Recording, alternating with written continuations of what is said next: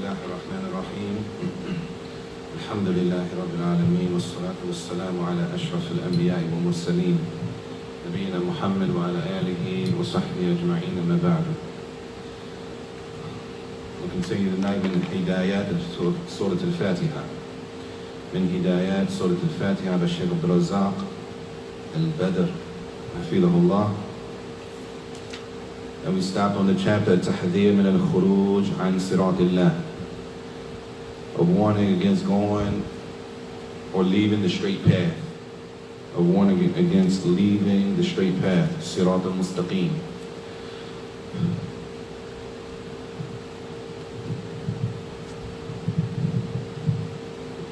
طيب. So he says حفظه الله ولهذا يجب على العبد أن يكون على الحذر من المعاصي ومن الآثام ومن الدخول فيما يغضب الرب العظيم. And this is coming after the discussion of, or the introduction to, a warning against going against or leaving the Sirat al-Mustaqim. So he says the obligation on the person is to take caution against disobedience, from disobeying Allah, and from doing anything that will gain Allah's anger. In this surah, as he says, هذه السورة المباركة تهديك بإذن الله جل وعلا إلى البعد عن هذه الرذائل. This surah is from the things, Surah Al-Fatihah. It's from the things that will, by Allah's permission, guide a person to stand far away from disobedience. Surah Al-Fatihah. طيب, he says كما قال الله تعالى إن الصلاة تنهى عن الفحشاء والمنكر in Surah Al-Ankabut, ayah 45, where Allah says, indeed the salat prohibits and protects a person from al-fahsha, sinning, wal-munkar, and all types of evil. The salat. طيب. So first he says that this surah, Al-Fatihah, will guide a person, it'll guide a person to stand far away from disobedience. And he uses the ayat that where Allah says, indeed the salat prohibits a person from al-fahsha'i wal-munkar, all types of evil and all types of sins. So now he says, was salat a'zam arkaniha al-Fatihah. The greatest portion of the salat is al-Fatihah. أعظم أركانها, the greatest pillar is Al-Fatihah. As it comes in the Hadith Al-Qudsi, كما ثبت في الحديث القدسي قسمت الصلاة بيني وبين عبدي نصفين. Where Allah said in the Hadith Al-Qudsi, I have broken down the salat between myself and my servant. The salat has been broken into two parts. بيني وبين عبدي. One portion of the salat is for me, and one portion of the salat is for my slave. طيب. And the salat in this hadith is what? Allah referred to the salat in this hadith. قسمت الصلاة بيني وبين عبدي نصفين. Al-Fatihah. This hadith is talking about Al-Fatihah. فسمى الفاتحة صلاة. Al-Fatihah in this hadith Al-Qudsi is referred to as, the salat. The salat is referred to, Al-Fatihah is referred to as the salat itself, because it is the greatest pillar of the salat. Lakin, is that every salat? Because a person might say, well, it's people that pray every day, right?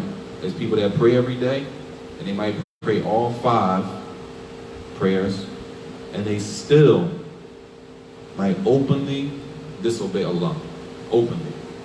Nobody's perfect, so is nobody free from a mistake or free from a sin. But al-fahsha, openly disobeying Allah, right? A person might pray 5 times a day, and at the same time, they openly disobey Allah. The ayah says, إِنَّ الصَّلَاةَ تَنْهَى عَنِ الْفَحْشَاءِ وَالْمُنْكَرِ.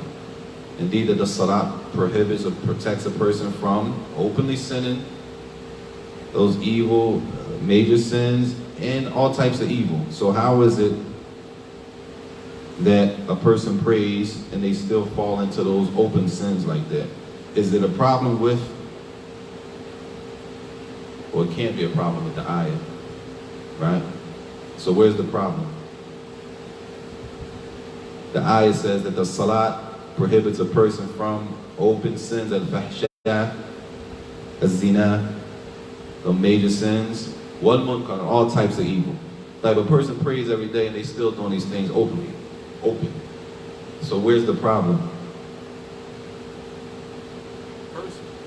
The problem's in the person. They praying. What they lack? Huh? Amen. Tayyib. They lack understanding. Of what? Al-Fatihah. Ultimate Allah, the fear of Allah. They praying. They say, I'm fearing Allah. I'm praying. Pray all the 5 front row. They doing all of that. And they still go out and do what they do. In contradiction to the ayah that the salat that they praying is supposed to stop them from doing that. Right? Person might say, you know, the iman, if the iman was weak as possible, mumkin the iman. Tayyib. Is it possible it's salat? Is the problem with the salat? What's the salat that prevents a person from al-fahsha'i wal-munkar? Huh? Al-Fatihah is in every salat, but what type of salat? He's going to describe the type of salat that will prohibit a person from that.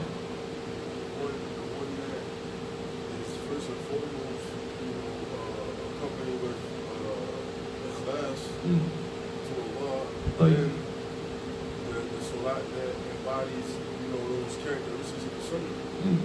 Those characteristics of the sunnah, that's the Jade. The salat that a person is practicing, the sunnah in the salat. Number one, that they're sincere in the salat. Like, the person is sincere. They come into the salat, really want to pray, they got to get right. Alright? Got to straighten up. They sincere, boom, right? They come to the salat. They're doing the sunnah of the salat. Sallu kama ra'aytumuni usalli. Pray as you see me pray. They praying according to the sunnah. Right? But what's on their mind in the salat? Is it in khushu' in the salat? Are they thinking about anything outside of focusing on the salat, focusing on Allah Jalla wa Ala? It says that salat, لكن الصلاة التي تنهى عن الفحشاء والمنكر, the salat that Allah is talking about in the ayat that prevents a person from those things, هي تلك الصلاة التي يتدبر الإنسان فيها, that the person that's praying is focused on what they're saying. They're focused on the meaning of the ayat, right? We have to tafakkur. They're thinking. They're not thinking about, the Picoville, because I've been running the air all summer and now it's going to come down. Right? That's not the focus. Not the salat that's going to prevent a person from that. What Allah mentioned in the ayat is the salat where a person, وَيَتَأَمَّلْ فِي كَلَامِ اللَّهِ, they're thinking about what they're reciting. They're thinking about the meaning of the ayat. Not that a person just comes and they stand and they do everything that they're supposed to do, which they should do anyway. But they're somewhere else. That is not going to prevent a person from getting up and leaving. If the person is focusing on the meaning of the ayat, meaning of the statements of Allah Jalla wa Ala in the salat, this is the type of salat that will prevent a person from al-fahsha'i wal-munkar. He says, وَلَا سِيَّمَا فِي هَذِهِ السُّورَةِ الْعَظِيمَةِ الَّتِي هِيَ رُكْنٌ عَظِيمٌ مِنْ أَرْكَانِ الصَّلَاةِ فَإِنَّهَا تَهْدِي الْعَبْدِ بِإِذْنِ اللَّهِ تَبَارَكَ وَتَعَالَى إِلَى الصِّرَاطِ الْمُسْتَقِيمِ. Especially when you're talking about the Al-Fatihah. Because a person might read Al-Fatihah and he read another surah. And they focus on the other surah. Mathalan. For example, they focus when they come to the second surah, but when it comes to Al-Fatihah, they're somewhere else. And Al-Fatihah has that dua. What's the dua in Al-Fatihah? The dua in Al-Fatihah. Ihdina as-sirata al-mustaqim. At that point in the salat, they're not focused. They're thinking about something else. But when the Imam reads Alif Lam Mim, right? They come back, مثلا. So they might have been somewhere else when it came to that major dua that we got to say at least 17 times a day. He says, especially when it comes to Al-Fatihah, that a person is focused in that part of the salat. He said this will guide a person, by Allah's permission, to the straight path. وَإِذَا كَانَ الْمُؤْمِنْ يَقْرَأ every day, كُلُّ يَوْمٍ مُتَدَبِّرًا. He says if a person reads this every day, pondering over the meaning, reads what? اهدنا الصراط المستقيم. If a person reads that and they ponder, and they understand the meaning of it, they understand it's a dua, and they ask Allah to keep them firm on the straight path. He says, ثم حدثته نفسه بالخروج عنها بشهوة أو بلذة أو بفعل محرم فإنه سيمتنع ويكون مع نفسه بمجاهدة. If a person reads that portion of Al-Fatihah, متدبرا, pondering over the meaning, and after that, his nafs, right, pushes him to do some disobedience, right? Pushes him to do some disobedience, whether it's from following his desires or whatever the case, doing something haram. He said if a person ponders at that point and they understand it's going to cause them to fight against their own soul, because they understand the dua that they made, اهدنا الصراط المستقيم. That we don't say that one time, we say it every rak'ah, at least 17 times, at least for the obligatory prayers. And if you said it, and if you prayed all your salawat, the rawatib, the sunnah throughout the day, how many more times is that? And if a person stood and prayed at night to Hajj, that you still got to make the same dua, ihdina siratal mustaqim. So he said if a person understood that and they read that, he says this will cause them to fight against their own self. وَسَيَحْرِصْ عَلَى أَطْرِهَا وَمَنْعِهَا وَرَدِّهَا عَنِ الدُّخُولِ فِيمَا حَرَّمَ اللَّهُ أو عن الخروج عن صراط المستقيم. And it will help him, a person, you'll find that this person who understands the meanings in Al-Fatihah, you'll find that it will cause them to be diligent in fighting against their own soul, and fighting against their own soul, and fighting against their own self from leaving the straight path. عَمَلًا بِقَوْلِهِ تَبَارَكَ وَتَعَالَى. And this is in agreement with the statement of Allah Jalla wa'ala, meaning a person fighting against their own soul and nafs. It agrees with the ayat in Surah Al-Ankabut. وَالَّذِينَ جَاهَدُوا فِينَا لَيَهْدِيَنَّهُمْ سُبُلَنَا وَإِنَّ اللَّهَ لَمَعَ الْمُحْسِنِينَ. Where Allah said, and those who fight against their own selves, fighting our cause against their own selves, we will guide them to our path. And Allah is with those who do good, the good doers. He goes on now, وَالْمَعَاصِي الَّتِي نَهَى اللَّهُ عِبَادَهُ عَنْهَا عَلَى قِسْمَيْنِ. The two sections, or the two types of sins are, there's two types of sins, wallah. Two types of sins. What are Major, minor. huh? Major, minor. The major and the minor sins. Al-Kaba'ir, Kaba'ir wa Saghair.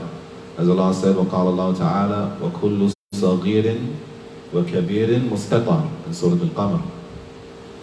Every small صغير وكبير, and the major sins مستطر, أي مكتوب على العبد, that those things are written, everything, the small sins and the major sins, all of them are mustatar, all of them are maktub, written in our books. وَسَيَلْقَاهُ فِي مَوَازِينِ سَيِّئَاتِهِ يَوْمَ الْقِيَامَةِ, and they will be in a person's scale يوم القيامة.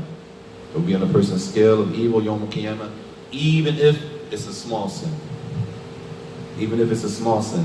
And this is why Allah says in another ayat, وَيَقُولُونَ يَا وَيْلَتَنَا مَا لِهَذَا الْكِتَابِ لَا يُغَادِرُ صَغِيرَةً وَلَا كَبِيرَةً إِلَّا أَحْصَاهَا in Surah Al-Kahf, where a person will say, يَا وَيْلَتَنَا. Why? They will question this. A call later is regret and remorse. But it's too late at that point. As they say, later shababana, or kama qala, like it said, if my youth will come back, if I can get my youth back, right? Later. It's also in Surah 2, at the end of Surah An-Naba. Later is used for remorse, but remorse at a point where it's too late. It's too late. So here it says, Ya waylatana. What is this book that it doesn't miss anything? It's not miss, nothing's missing. Not the small things or the big things are missing, except that it's recorded in this book. وَوَجَدُوا مَا عَمِلُوا حَاضِرًا. And they will find everything that they did inside of that book. Then Allah said, وَلَا يَظْلِمُ رَبُّكَ أَحَدًا in Surah Al-Kahf, ayah 49.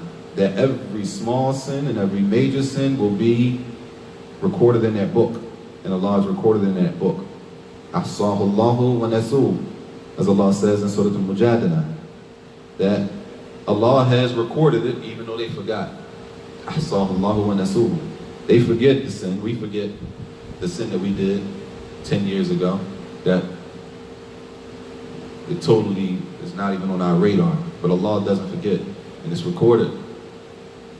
That's the importance of Tawbah. يَقُولُ أَحَدُ السَّلَفِ. One of the Salaf said, إِنِّي لَأَذْنَبَ الذَّنْبِ فَأَرَى ذَلِكَ فِي خُلُقِ زَوْجَتِي وَخُلُقِ دَابَتِي.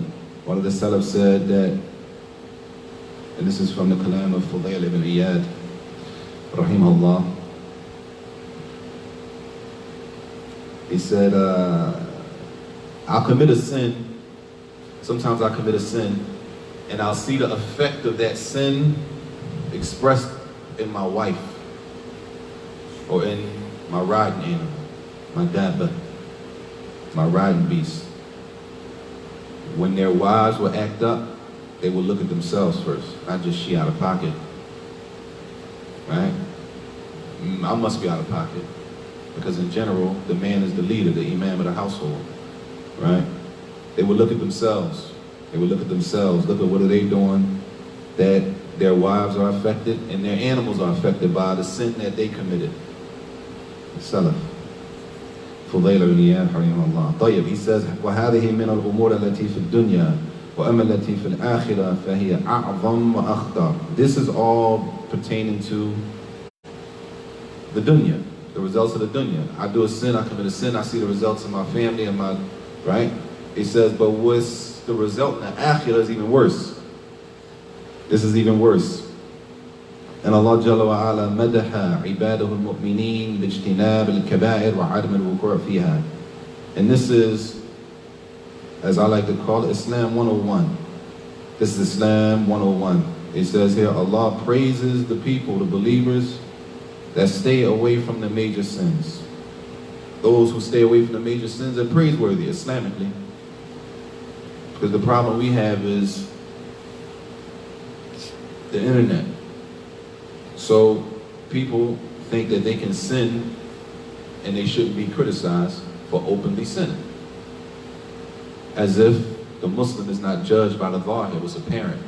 What's apparent is that you're openly disobeying Allah and you have no shame in that action, in the deen of Nasiha. So the Muslim is supposed to advise his brother or his sister if he sees them falling short. It's from Islam. But then you have a brother that if you do that, from his act understanding, like, why you coming at me like that? Like, who is you to judge me? Exactly. That's nobody's perfect. Sahih, nobody's perfect. But the guidance of the Prophet ﷺ is that the believer sees his sin like a mountain going to crumble on him. And the munafiq, the hypocrite, sees his sin like what the fly that's flying around and it's not a big deal. So the believer should feel some remorse, should feel upset with themselves to some extent when they disobey Allah. They should be ashamed. We should have some shame. No shame, do as you wish. Allah musta'an. So in the Quran, he says, في آيات كثيرة في كتابه عز وجل منها قوله سبحانه الذين يجتنبون كبائر الإثم والفواحش إلا اللمم إن ربك واسع المغفرة. He said those who stay away from the major sins والفواحش إِلَّا اللَّمَمْ, except for those minor sins. It says, then Allah says, إِنَّ رَبَّكَ وَاسِعُ الْمَغْفِرَةِ, that your Lord has expansive mercy, that His mercy is wide, therefore we don't give up. The point of the ayat is the praise for the one who stays away from the major sins. وَالَّذِينَ يَجْتَنِبُونَ كَبَائِرَ وَالْإِثْمَ وَالْفَوَاحِشَ وَإِذَا مَا غَضِبُوا هُمْ يَغْفِرُونَ.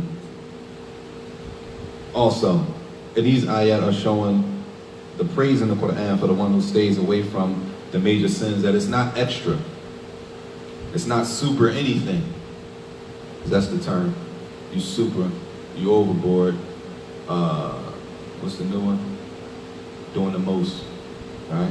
Whatever it is, whatever they want to call it. That Islam is the guidance. The gauge is the book and the sunnah. The gauge is not what the people make it, because the people flip-flop. Iman increases and decreases. So the same person that's strong today is weak tomorrow, but the Quran and the sunnah is the gauge. We gauge what is righteous, what is upright, what's not righteous, what's not upright by the Quran and the Sunnah. He says, and therefore, يحتاج السائر على الصراط المستقيم إلى أن يكون على علم المغفرة بالكبائر. Why? He said, a person who's trying to stay on the straight path, صراط المستقيم, he says that it's a need that they have knowledge of what the kaba'ir are. That a person has to have knowledge of what the major sins are. What's the benefit of having knowledge of what the kaba'ir are? Simple, to stay away from the kaba'ir. Not just to know that, oh, that's a major sin, but we still do it. To stay away from it. The benefit of knowing the kaba'ir is, he says, لِأَجْلِ الْحَذَرِ مِنْهَا, to stay away from it. فَيَعْرِفْ الْكَبِيرَ وَالْعُقُوبَةَ الْمُتَرَتَّبَةَ عَلَى فِعْلِهَا. So a person should know the major sin. What is the major sin? And what is the penalty? What is the punishment connected to that major sin for the person who does it?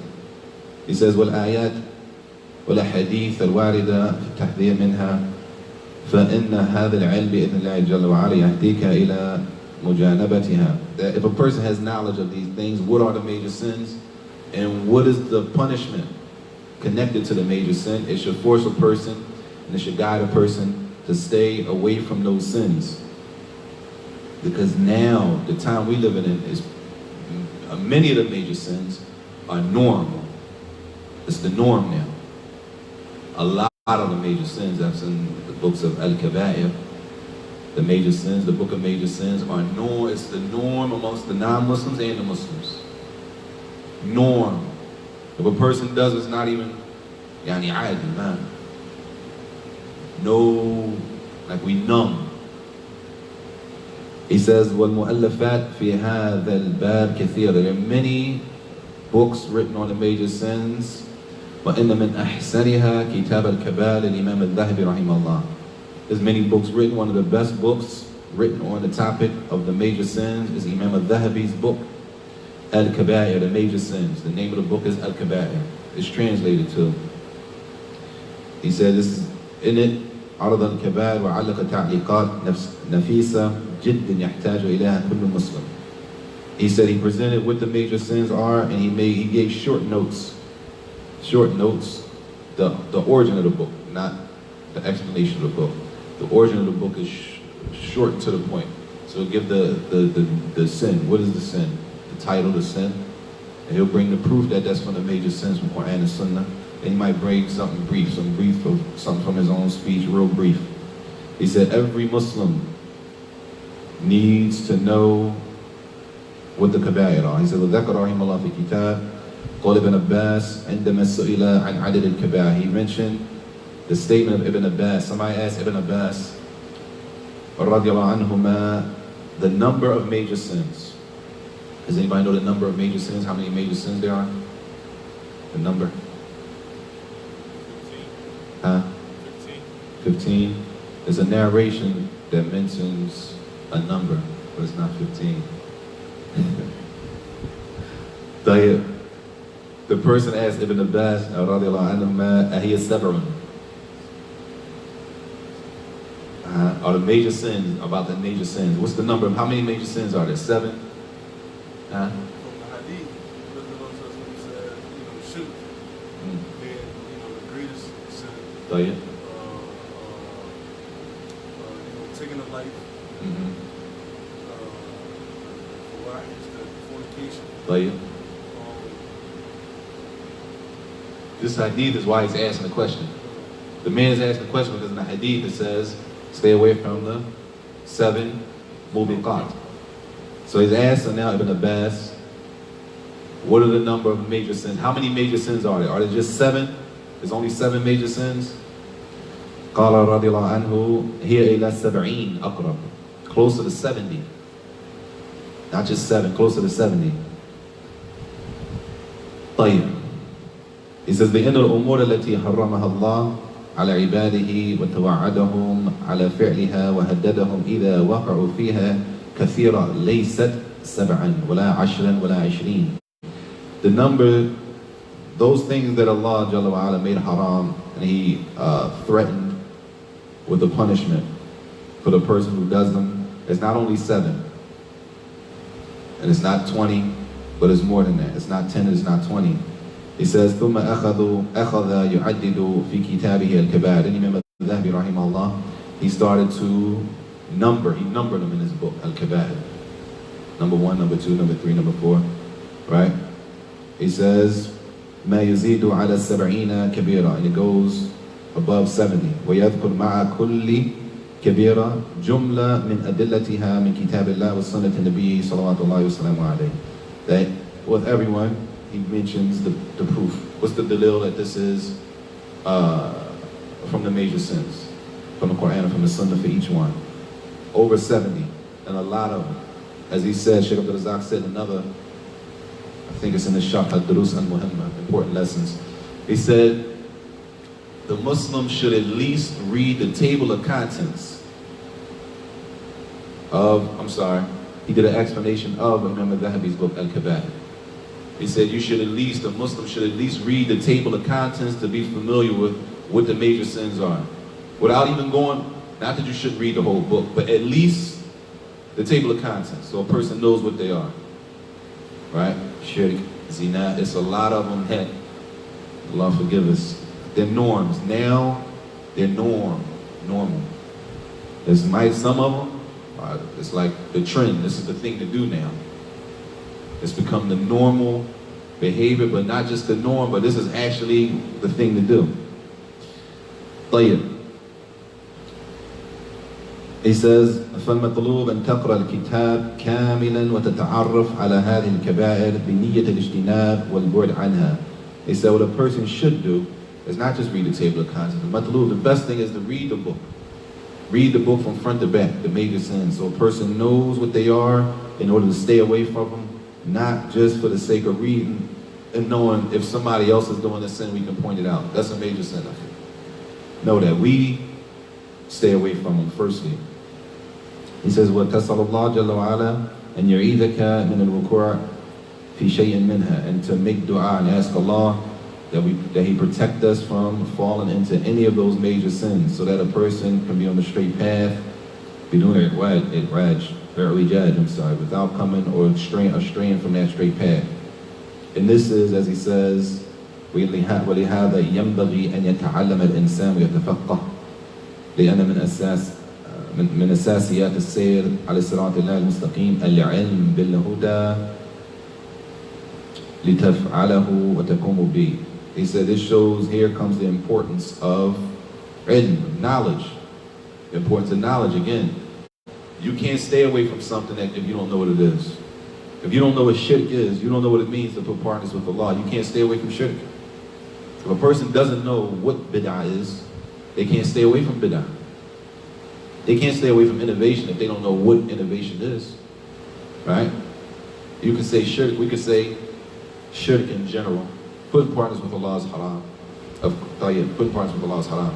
But what does it mean when a person puts partners with Allah? What does it look like? How do I know if I'm putting partners with Allah or not when I worship? You with me? Knowing that shirk is haram is one thing, but knowing what is the surah? What does it look like? Is it only Is shirk, is putting partners with Allah only worshiping Jesus, alayhi salam? Is that it? Only worshiping the Son?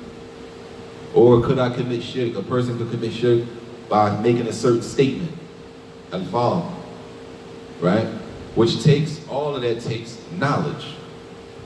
That's why he says, it's yambagi, it's a must that a person learns and that they gain understanding, because a person can't be on the straight path except that they have knowledge of what the straight path is. وَالْعِلْمِ بِالْبَاطِلِ وَالْمُحَرَّمِ لِتَتَّقِيهَا. And knowledge of falsehood, and knowledge of the haram, in order to stay away from it. Not in order to bash anybody else, but in order to stay away from it. And that's why the Prophet ﷺ, as he says, he mentioned in different places, it says, لِهَذَا كَانَ عَلَيْهِ الصَّلَاةُ وَالسَّلَامُ, in different areas, كَثِيرًا يَحْذَرَ الْأُمَّةِ مِنَ كِبَارِ الذُّنُوبِ. In different places, he would warn the ummah from the major sins. مثل قوله عليه الصلاة والسلام, as he said in the hadith that he was talking about, اجتنبوا السبع الموبقات. Stay away from the 7 major sins. Then you mentioned الشرك بالله, putting partners with Allah, السحر, magic, وقتل النفس التي حرم الله إلا بالحق, killing, murder, killing somebody that you have no right to kill him, right? التي حرم الله إلا بالحق.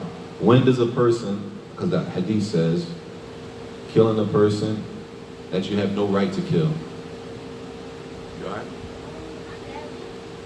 He did step out. I don't know where he went though. طيب, the hadith says, sallallahu alayhi wa sallam, قتل النفس التي حرم الله إلا بالحق. To kill a person that you don't have the right to kill. So when does a person have the right to kill a person? Huh? Jihad. طيب, during a war, during jihad, طيب. Other than that? Protecting his family. Protecting his family. Huh? You alright? Or you want to answer the question? I can't hear you. Self-defense. J. Good. Self-defense. The first defending themselves. طيب.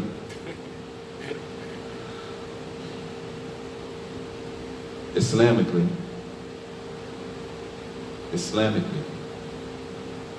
if a person attacks you, right, with a, let's just say with a stick, and you're defending yourself, right? A person attacks you with a stick, you pull a stick out, he's coming at you with a stick. Can you kill him? Self-defense. No. Huh? No. No? I'm scared of that because Muhammad said, Tell you, not a Muslim. It might not be a Muslim, a person, anybody you walk down the street, you don't know if they're Muslim or not, they pull a stick out and they coming at you. Can you kill them? Right here in this, according to the laws of the land, can you kill them? Do you have the go ahead and kill them? According to the laws of the land, you can't kill a person like that. A person coming at you with a stick, you just shoot him dead, you're going to jail. You're going to jail, right? You're going to jail. Islamically, you don't have their rights. It's the same. You don't have their right. That the right that you have is to obey the laws of the land, but on top of that, is to defend according to the need. To defend according to the need of defense. You know, you with me? If a person coming at you with a stick, it doesn't necessitate death from a person swinging a stick at you. We're not talking about where we come from. We're not talking about how we come, we already know. We're not talking about that. Islamically meaning in a court, an Islamic court. And they take you to court and a person kills a person. Say, what happened? He was coming man with his stick, so what did he do? He shot him 4 times. That's not going to fly in the court.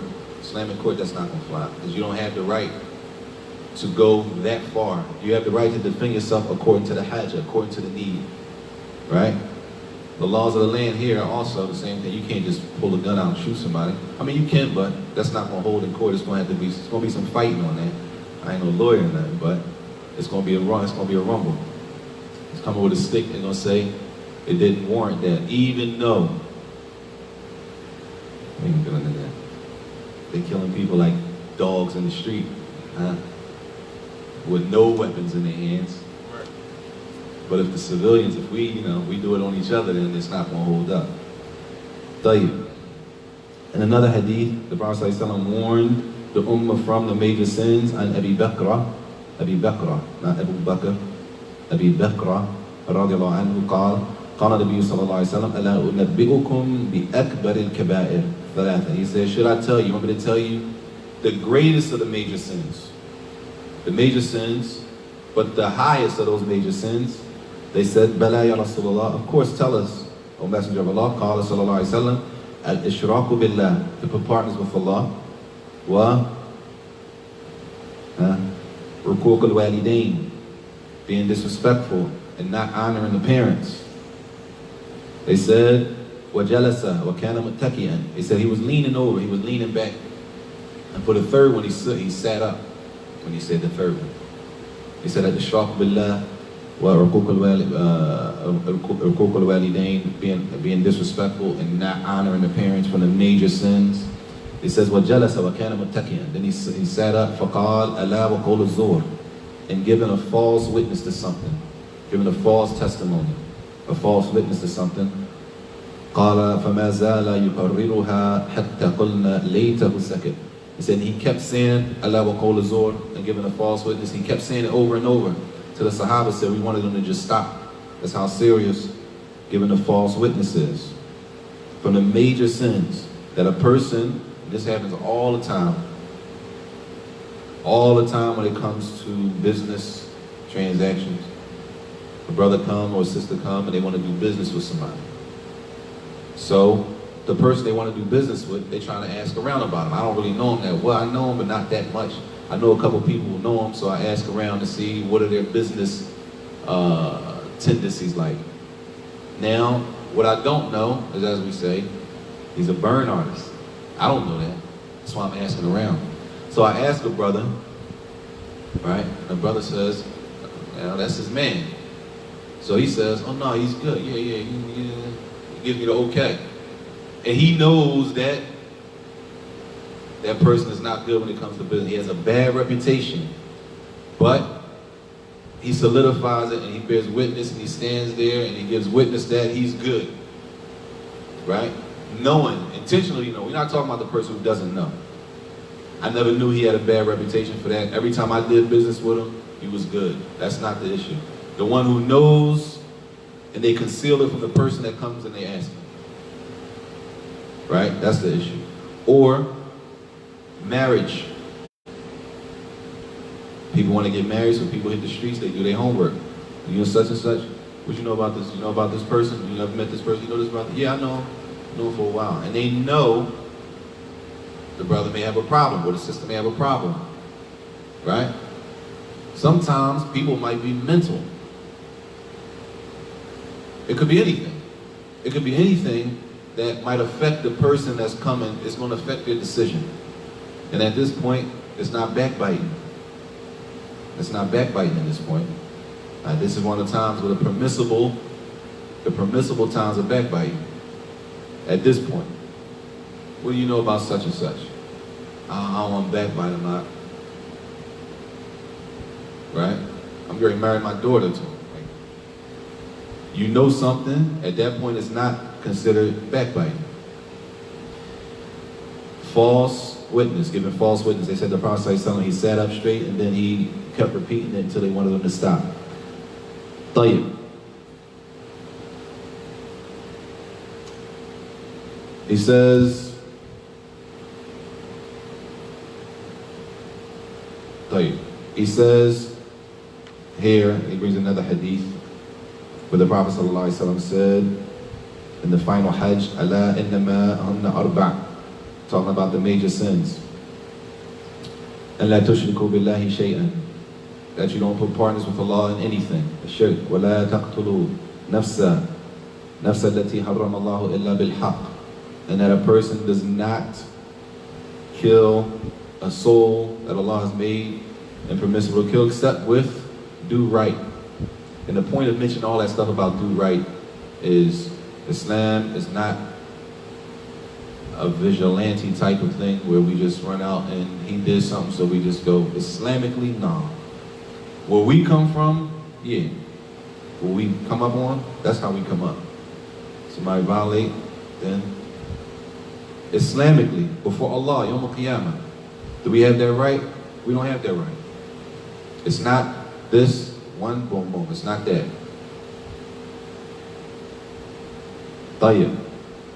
He says, وَلَا تَزْنُوا zina, fornication. وَلَا تَسْرِقُوا, and don't steal, stealing. And he mentions another narration. طيب. How do we know what a major sin is? He says, قد بين أهل العلم نصحا لهذه الأمة ما تميز به الكبيرة من غيرها. That the ulama mentioned some things, some wordings, or some things to look at in the hadith or in an ayat that show us that this action is from the major sins. Not that it's just a sin, but this is from the major sins. طيب. He mentioned 5 things. Does anybody know any of them? The things that if we see in the Quran or in the Sunnah, that if we read these things, if these things come in an ayat or a hadith that we understand from that wording, that is considered a major sin. He mentioned 5 things. Anybody know any of them? طيب. He says number 1. فإذا ذكر الله ورسوله أمرا فنهى عنه وعقبه بإخباره بأنه غضب على صاحبه. That if أو لعنة صاحبه. That number 1, you know it's a major sin if Allah mentions something or the Prophet ﷺ mentions something, and after they mention that thing, whatever it is, after it's mentioned that the person who does it gains Allah's anger. The person who does it gains the anger of Allah. The anger of Allah on the person who does this thing. Everybody with me? Number 1, that Allah mentions something or the Prophet ﷺ mentions something. After they mention it, غَضِبَ اللَّهُ عَلَيْهِمْ. The anger of Allah is on this person. Allah is angry with the person who does this action. This is how we know that it's from the major sins. That's one thing that shows us. طيب. Number 2, أو لَعْنَ صَاحِبَهُ. Or the curse of Allah is on the person who does this. That means it's a major sin. And major and minor doesn't mean that the minor ones are not serious. They're all sins, they're all serious, but some, they're on levels. They're higher, as the Prophet ﷺ said, أَلَا نَبِّئُكُمْ بِأَكْبَرِ الْكَبَائِرِ. The Prophet ﷺ said that there's something called the kaba'ir, akbar al-kaba'ir. Even the major sins have darajat, are on levels. So some sins are greater than others. All of them are under the disobedience of Allah. Allah protect us all. But some of them are greater than others. And those that are greater than others, the major sins, they're not all on the same level. As the worst is shirk billah, putting parts with Allah. And then there are things that come after that. Tayyib. Number 1, if that action gains the anger of Allah, we know it's a major sin. If that action or it said, the curse of Allah be on the one who does this, then it's from the major sins. أَوْ أَعَدَّ لِصَاحِبِهِ النَّارِ. Or the hellfire has been prepared for the person who does this. طيب. Wallahi, you read Al-Kabair, it's scary that a lot of us, the type of society we living in now, a lot of the major sins are mawjood. A lot of them. A lot. It's scary. And they ignore them. It's like not even people don't even think twice. He said, the third one he mentioned, that the hellfire has been prepared for the person who does this. He says, فَهَذَا مِنَ الْكَبَائِرِ وَكَذَلِكَ. The fourth thing, إِذَا ذُكِرَ لَهُ حَدٌّ فِي الدُّنْيَا. If it's mentioned for that action, that it is a punishment in this life. A punishment in this life. Like what? That is from the major sins if in the text, it mentions a punishment for the person who does this in this life. For example, anybody know? A punishment. If a person does it, it's a repercussion. Of course, Yawm al-Qiyamah, but it's a repercussion now. If a person, from the things that we know is a major sin, is that when the action is mentioned, the repercussion, there's a had is mentioned in this life. Huh? Killing, murder. That if a person murders, they go to court and they're what? It's a had, they get murdered. Right? That's from a major sin. Or stealing. It's a had for stealing. If it meets all the conditions, then it's a punishment for it. Or a zina. So when those punishments are mentioned with the fi'l, with the action, you know that that action is from the major sins. Or lashing. Lashing. What about stoning? Tayyib.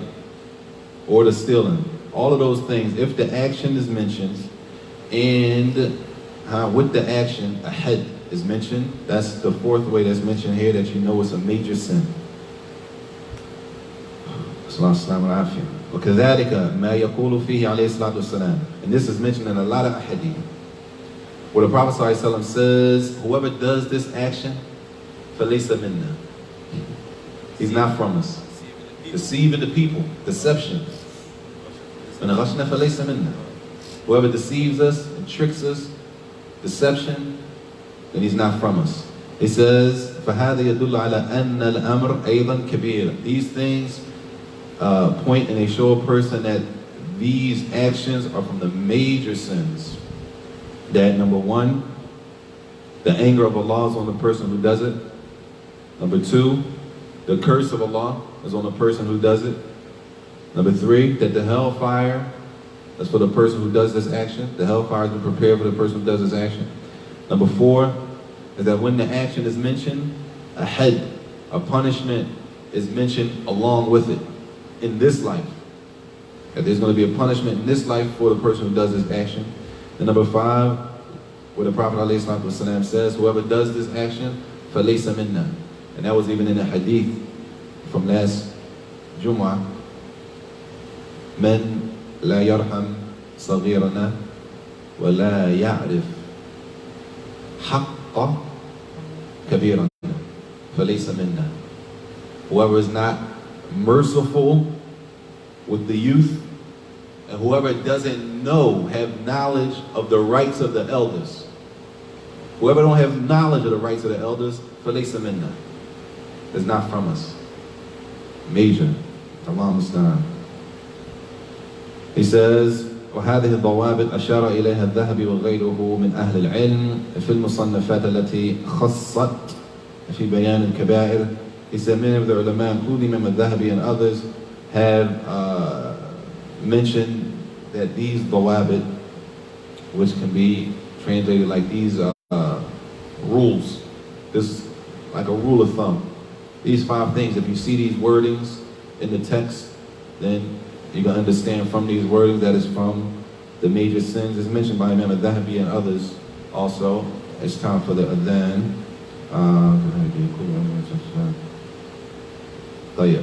We'll stop there until next week. Any questions? I remember in Coco one time, you said when a person is committing zina, he's not a believer at the time he's doing it. Why is that? There's a hadith. Azani la yazni wa huwa mu'min, kama qala alayhi salatu wasalam. But the one who's committing zina, why he's committing zina, is not a believer. The wording of the hadith. That a lot of this stuff is like, it's heavy, it's serious, it's heavy, heavy, heavy, and we've gotten away from like the shyness. A lot of the shyness has been removed from a lot of the people, at least in this area. The shyness has been removed. That the fact that there's a hadith stating that the one who does this action while they're doing it, they're not a believer. That should be enough to keep you away from it. At the least, not brag about it. or film yourself and put it on the internet that like, Allah musta'an. Anything else? We'll stop there, inshallah. Wa sallallahu wa sallam wa barak ala nabiyyina Muhammad wa ala alihi wa sahbihi wa sallam.